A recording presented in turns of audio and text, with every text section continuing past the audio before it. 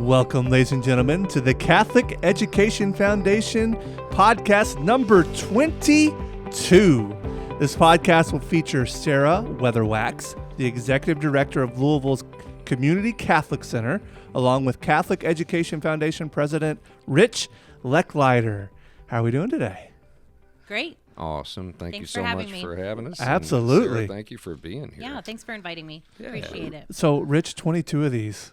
Man, Wow. We've had some great guests. We've had great guests. We've had great following. If you look at our numbers out there, you can speak to that. I mean, we've got quite a following. So even on the low end, we're getting about 15,000 or so listens.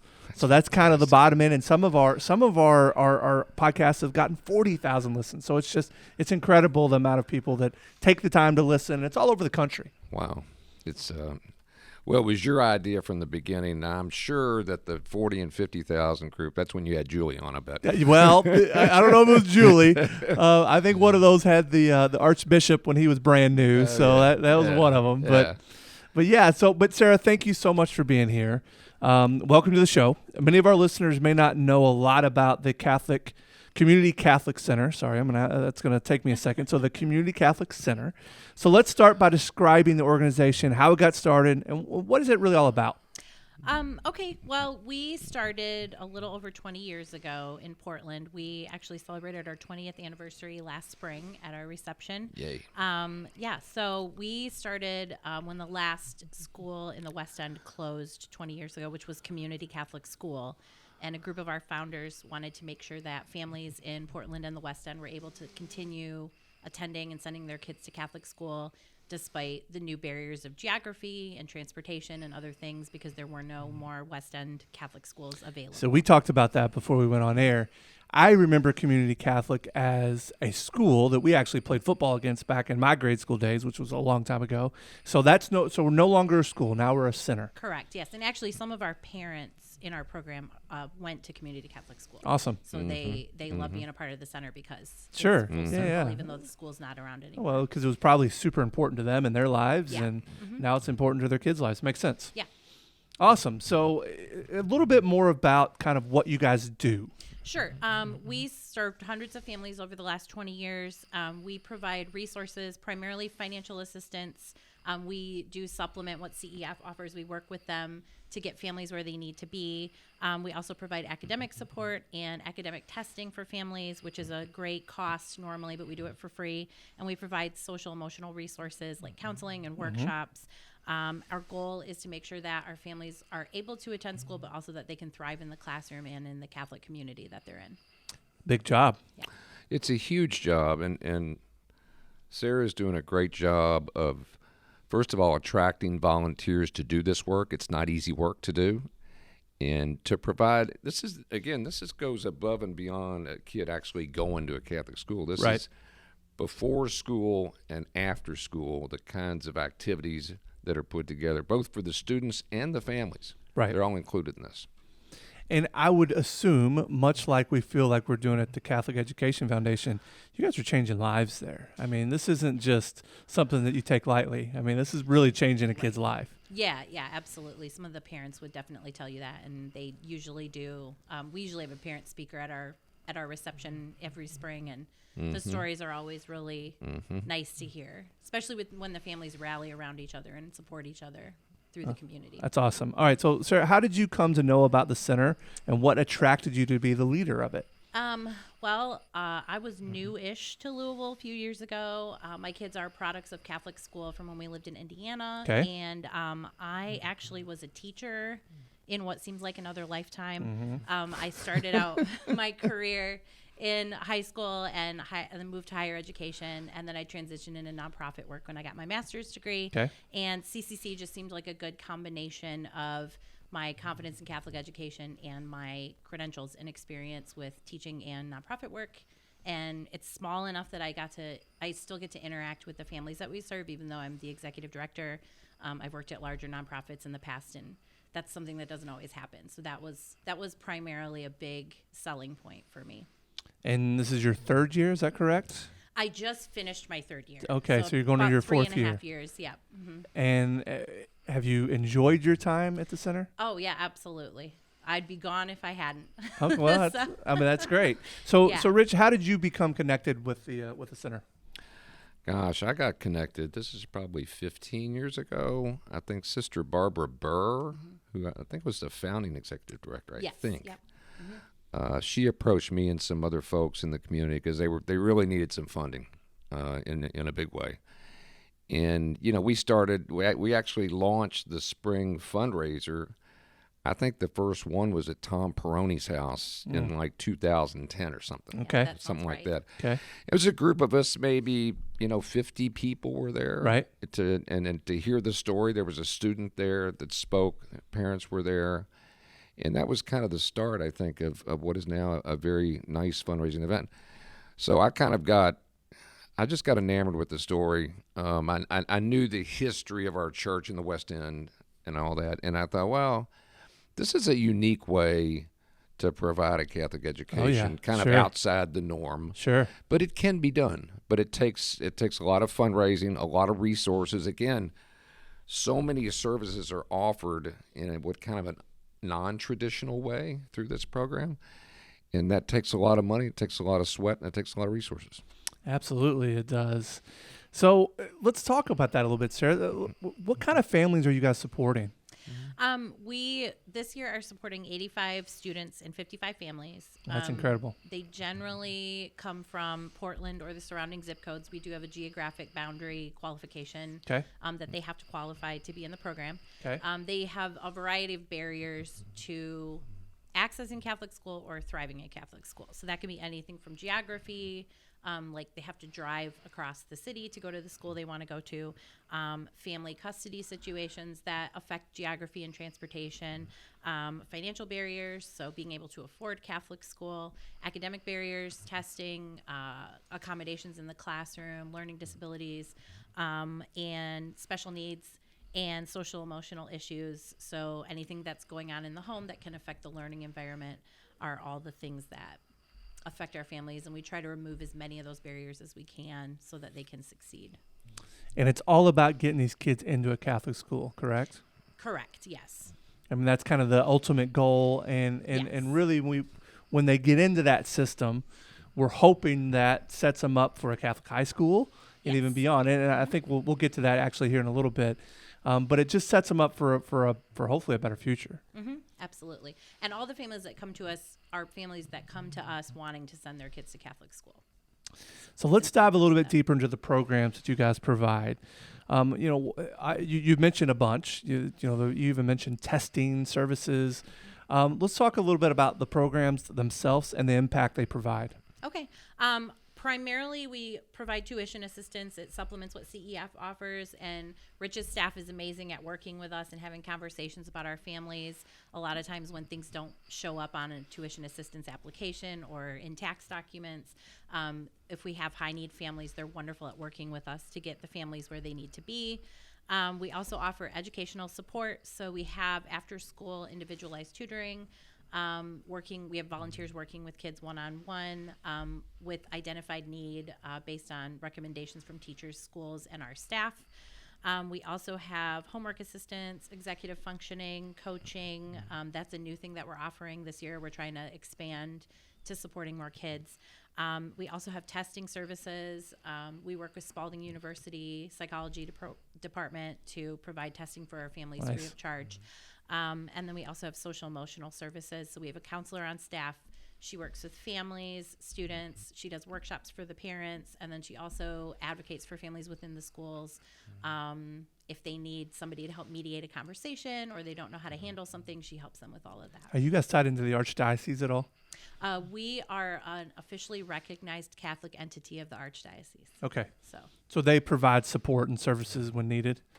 They partner with us on things, but we're not a part of the Archdiocese. Okay, makes sense. Affiliated. Yeah, I would say, and no offense intended, I would say when this thing first launched, not everybody was on the same page. Okay. I'll just say it that way. And there were lots of difficult decisions made around closing the schools for lots of various reasons.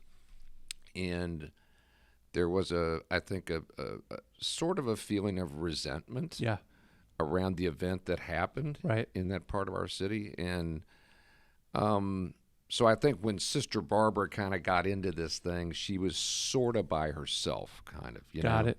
And I think over the years, we obviously got more involved at the foundation in this endeavor, and I think people have all really come together around it today. I think it's a great partnership today. I really do. But it wasn't always that way. Yeah. Well, the so- Archdiocese works with us quite a bit.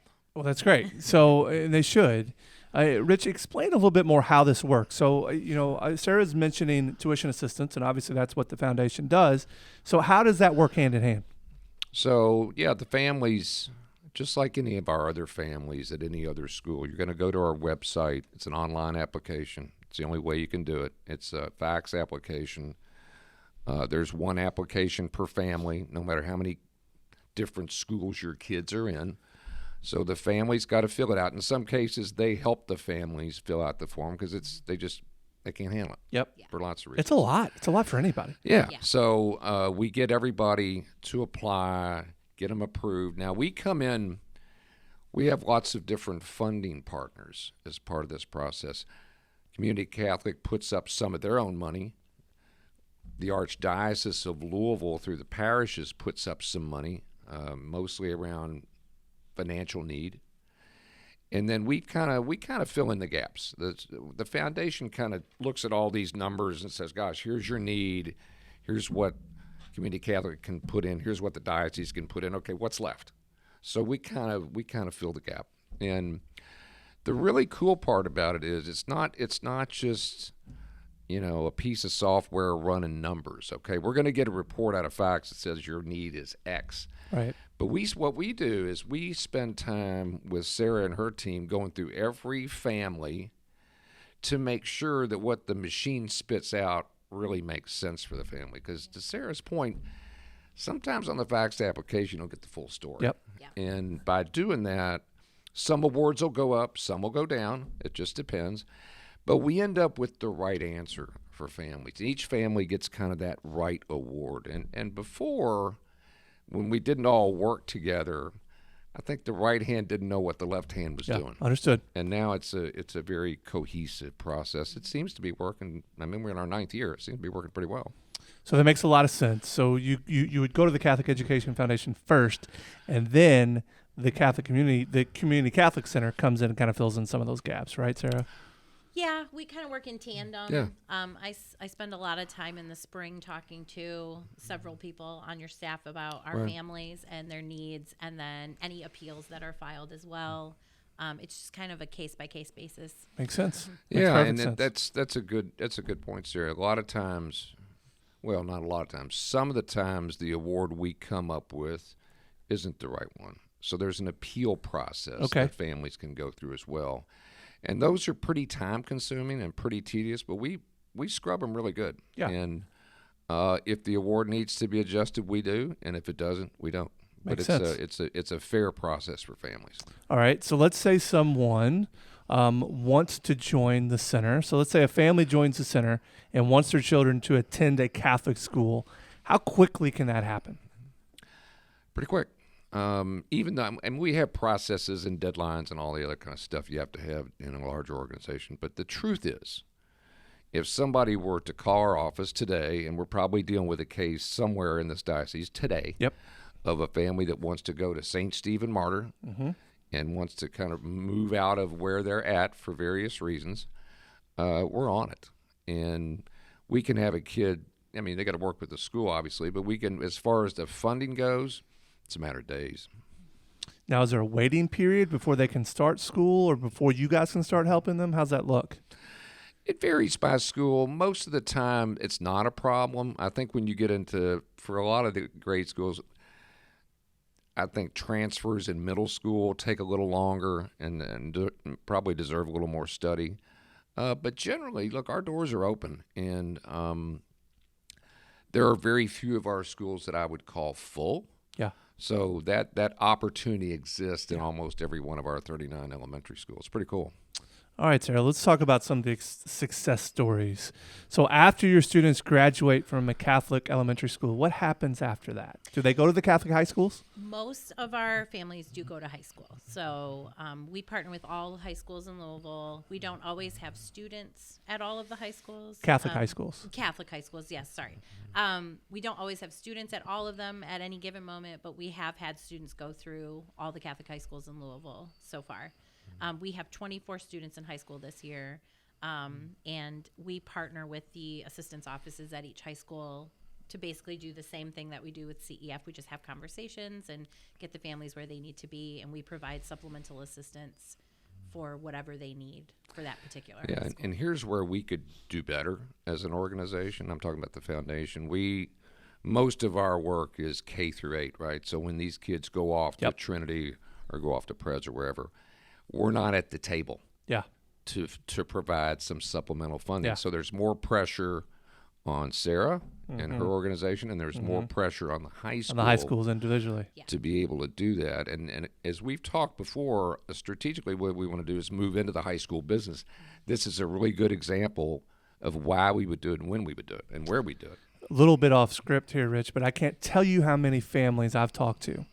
Knowing my involvement with the Catholic Education Foundation and Catholic schools in general, we'd love to send our kids to Catholic school. I could probably swing grade school, but then my kid's going to want to go to St. Trinity, and then there's no way we can swing that. And then I've got one of them that's going to want to be at Assumption, and then one of them's going to be at St. X at the same time, and then who can even afford that? So that's the issue that a lot of people run into when they're looking long term. Absolutely, and we're talking to families all the time.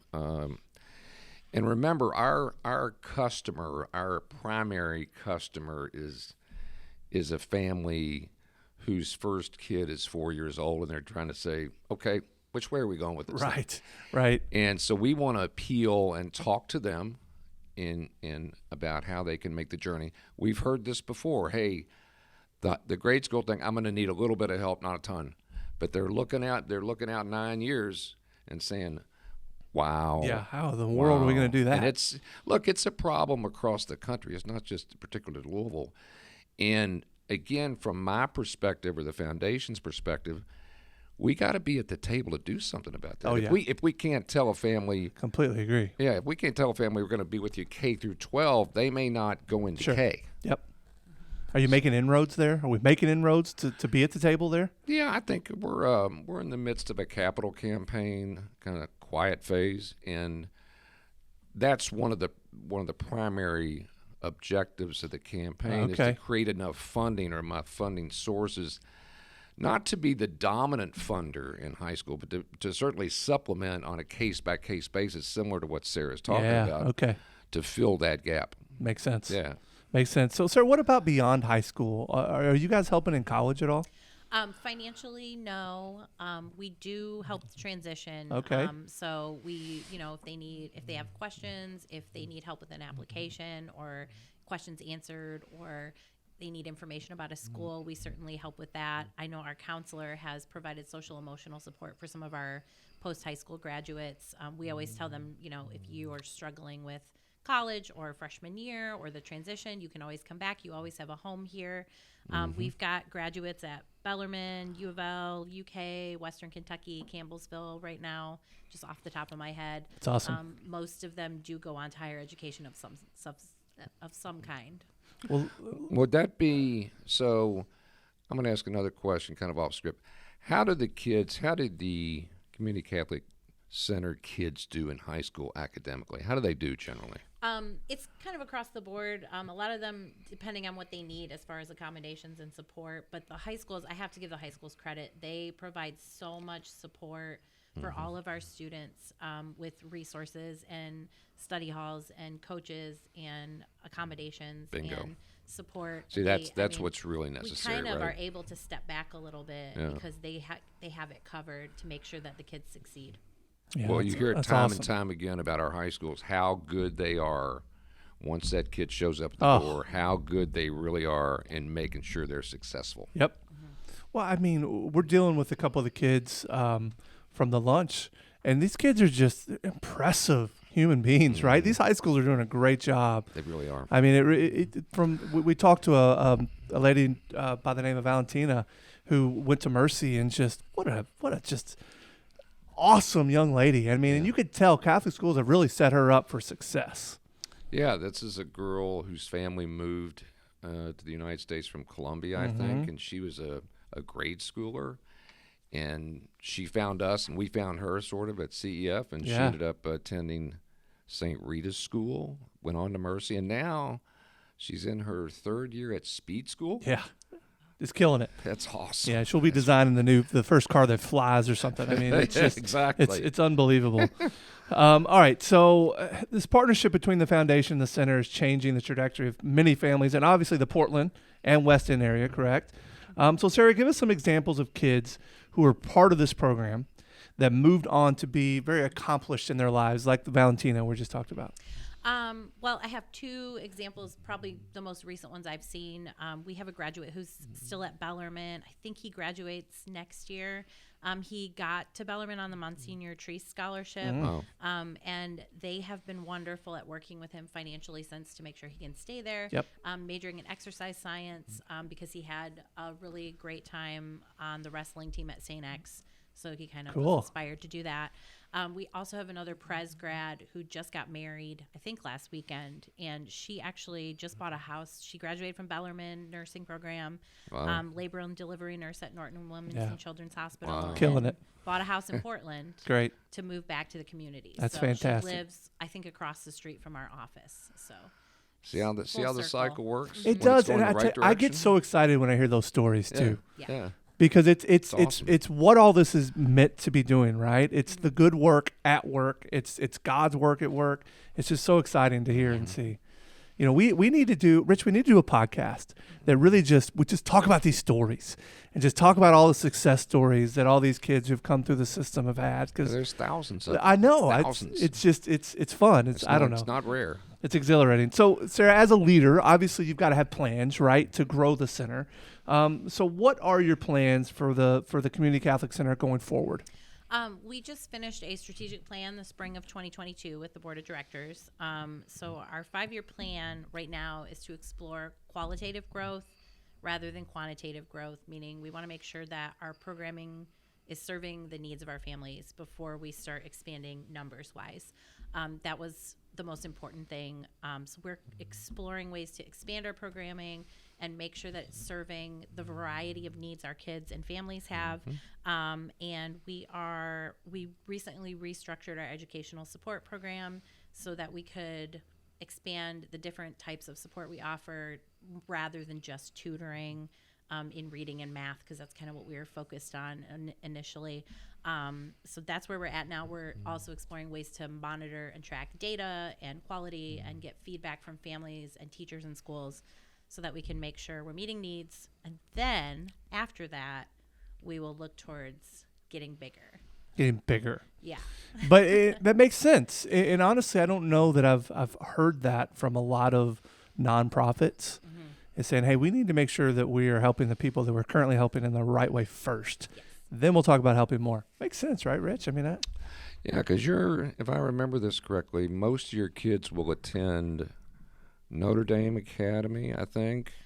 St. James School in the Highlands. It's about even. St. James, Notre Dame, St. Paul, St. Nicholas, and St. Stephen Martyr at this point are all pretty even. Equally populated. Yeah. And those, listen, we've talked a lot about St. James on these podcasts and the work they're doing over there on Inside Drive, and it's very powerful. I've spent a lot of time over there in the last 2 years. Got a great new leader over there, and it's not easy. No, it's not easy. As Sarah will tell you, this is not an easy program. These are tough situations in some cases that deserve a lot of attention and require a lot of resources. But it is so worth it. It's so worth it. And, Rich, we just put out our numbers, so people now know that we've helped over 3,700 kids this past year. Pretty exciting. We had the best year, thanks to our donors and our funding partners. We had the best year we ever had with scholarships to 3,700 kids. That's 100 more than we ever helped before, when the funding went from $7.7 million to $8 million in a year. Yeah, So and that doesn't happen by accident. That's a lot of hard work. Sure. Yeah. Yeah, and it's look, our donors. When our donors hear and see about what I'll call the product or the output of our work, they want to get involved. Absolutely. They want to get involved. Absolutely. Sarah, thank you so much for joining us today. And more importantly, thank you for leading the great works of the Community Catholic Center, which is an absolute game changer for families in the Portland and West End neighborhoods. Thank you so much for joining us today. Thank you for having me. Thank you for the invitation. Appreciate it. Absolutely. Rich, to me, this is just another example that why, at the Catholic Education Foundation, the answer is yes. Thank you, everyone, for listening, and hope you can join us for podcast number 23. God bless. Thank you. Thank you.